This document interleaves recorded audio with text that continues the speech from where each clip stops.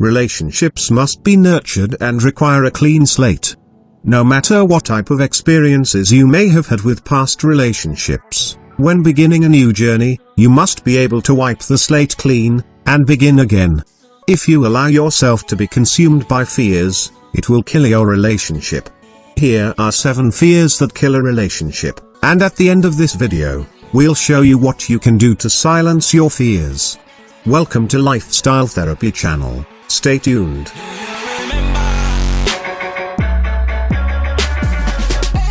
To get access to the latest from Lifestyle Therapy, be sure to hit that subscribe button, and turn on your notifications. Number 1. I'm going to get hurt. If you grew up in an environment in which you felt unsafe, didn't trust the people close to you, or were abused, you are likely to identify with this perpetual fear of getting deeply hurt. Your circuitous thought patterns may include ones like these: I always get hurt by the people close to me. People will take advantage of me if I don't protect myself. People I trust abuse me. So as a result of your doom and gloom attitude, you are constantly on guard for any sign of betrayal or abuse. You suspect an ulterior motive when you are on the receiving end of a kind gesture. You find it difficult, if not impossible, to be vulnerable. You are accommodating and compliant as a way to prevent others from getting angry. You lash out at others as a way to protect yourself from the abuse you expect. You avoid getting close to others because you fear they will hurt you. You avoid relationships because you can't trust anyone. Number 2, I'm not good enough for him or her. A continuous loop feeds through your head. I'm not pretty enough, sexy enough, smart enough, organized enough. Because you feel like a failure, you find yourself needing your partner to continually validate your worth, in order to feel good, and that puts stress on your relationship. Number 3, cheating. If you allow yourself to be consumed by the possibility that your significant other will cheat, you will drive yourself crazy. When entering into a relationship, both parties must put themselves out there and take a chance. Wondering if the other person will cheat will give you anxiety and unneeded stress. Checking if the other person is cheating will cause that person to believe that you don't trust them. Number 4, he or she is going to leave me. Do you sense that the people you need for support and connection are unstable or unreliable? Maybe they are, and it's important to trust your gut if you feel like you're not being properly supported by your friends and family members, or by your partner. But ask yourself if you are truly feeling unsupported, or if you are reacting to a deep fear of abandonment. If you fear abandonment, you likely have such thoughts as these: people who love me will leave me or die. No one has ever been there for me. The people I've been closest to are unpredictable. In the end, I will be alone. You have a tendency to overgeneralize and read into the behaviors of those around you. As a result of your victim mindset, you may become clingy. You may start arguments consciously or unconsciously to test the relationship. This can turn into a self-fulfilling prophecy. You push others away so often that they do leave you. You get involved with people who are unavailable. For example, they live in a different location, they are in another relationship, you have incompatible schedules, and so on. You avoid relationships so you can't be abandoned. Number 5, he or she won't be there for me when I need him or her. When you lack emotional support, attention, affection, guidance or understanding as you're growing up, you probably also anticipate emotional deprivation in your adult life. With this fear comes such thoughts as, I don't get the love that I need. I don't have anyone in my life who really cares about me, or meets my emotional needs. I don't feel emotionally connected to anyone. As a result of feeling like you're always going to be lonely, you become angry and demanding when you don't get what you need. You are drawn to people who don't express their emotions, as they reinforce your isolation. You don't open up to others in anticipation of being disappointed by their response, for example, lack of validation or interest. You resent others automatically, because you aren't getting the love and understanding that you need. Number 6, time limit. Never put a time limit or timetable on your relationship. Some people set themselves up to fear that they're not getting married on time, or that they're not starting a family on time.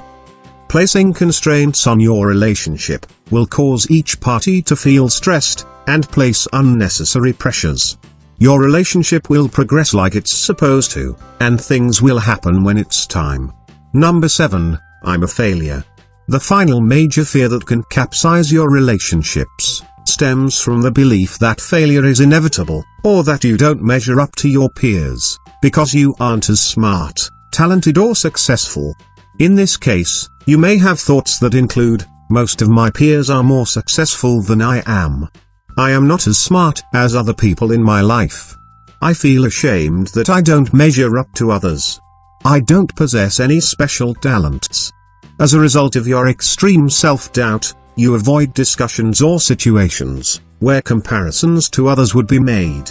You allow others to criticize you or minimize your accomplishments. You minimize your talents or potential. You hide your true self, for fear of being found a failure. You judge and criticize others.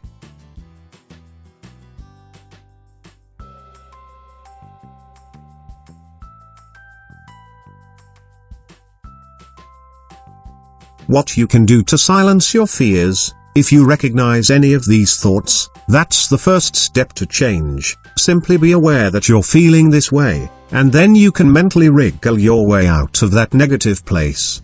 Stop yourself and bring yourself to the present moment. As soon as you have that thought and feeling, you are immediately transported back to a past experience that has you viewing the present through a distorted lens. Don't react immediately. Allow yourself time to get control over your thoughts and feelings. Once that emotional storm has passed, and you can recognize that this is a present-day situation that has nothing to do with your past, then you can respond in a way that is helpful, not harmful to your current relationship. Further, put in work to create a secure, intimate and loving relationship with yourself, and that will best set you up to give and receive love from other people. Name 3 very specific actions that facilitate a feeling of safety, trust and love. For example, I need more loving attention, appreciation and affection in my life. Great. Do it. Give yourself a mega dose of the 3 daily. By understanding ourselves, and becoming emotionally responsive to our needs, our fears diminish, and our ability to give and receive love grows. 7 steps to find inner peace. Number 1. Stop giving away your power to other people. We give away our power to others when we allow them to define our worth, to dictate our feelings and to control our perceptions. How often have you allowed what another person says about you, or how they treat you, to impact the tone of your entire day? How often have you felt completely miserable with no end, because someone ignored, rejected or criticized you? This is known as giving away your power to other people, because you are giving them permission to control the way you feel about yourself. The truth is that you don't have to give this power to others, and anytime you choose, you can take back this power, and define the way you see yourself. Number 2, affirmations. Repeating words or phrases, such as, peace like a river, or everything is as it should be, or I am strong, I am calm, help redirect the mind to more peaceful and positive thoughts. Find an affirmation that feels right to you, and experience how it can elicit a feeling of calm. Number 3, stop living in the past. There are many reasons why we choose to live in the past, but all of them are pointless. Living in the past is living in death, because we dwell in what was, rather than what is right now. The more we are stuck in the past, the less we can truly live our lives to the fullest in the present. Number 4, get outside. Speaking of nature, getting outside and enjoying the great outdoors is another way to find inner peace. One study featuring college students found that students sent into the forest for 2 nights had lower levels of cortisol, a hormone often used as a marker for stress, than those who spent that time in the city. There was also another study where researchers found a decrease in both heart rate and levels of cortisol in subjects in the forest when compared to those in the city. Number 5, gratitude. People who keep gratitude journals on a weekly basis have been found to exercise more regularly, have fewer physical symptoms, feel better about their lives as a whole, and feel more optimistic about their upcoming week, as compared to those who keep journals recording the stresses or neutral events of their lives. There is always something to put on the gratitude list: fresh air, sunshine, electricity, running water, Western medicine, support of loved ones, faith, love, the comforts of home, flowers, chocolate, and the many life lessons that are embedded in every situation. Number 6, self-care. So, the need for self-care is important. Take time for yourself, keep up bonds with your family and friends, find activities or hobbies which do not relate to the work at hand, spend time in daily meditation and quiet to focus yourself. Number 7, don't say inside what you cannot say outside. Most of us are extremely critical of ourselves. Because we would never tell the world what we say to ourselves, in the privacy of our mind, we believe that we are the only ones affected by negative self-talk, low self-esteem, and anxiety. When something doesn't go perfectly, we are first to blame ourselves, criticizing what we did wrong, what we didn't do perfect enough, what we missed. Next time you hear the voice in your head say, "I'm stupid," or "I am a failure," or other related self-defeating thoughts, recognize that it is not you. You could verbally say, "That's not me, that's not true."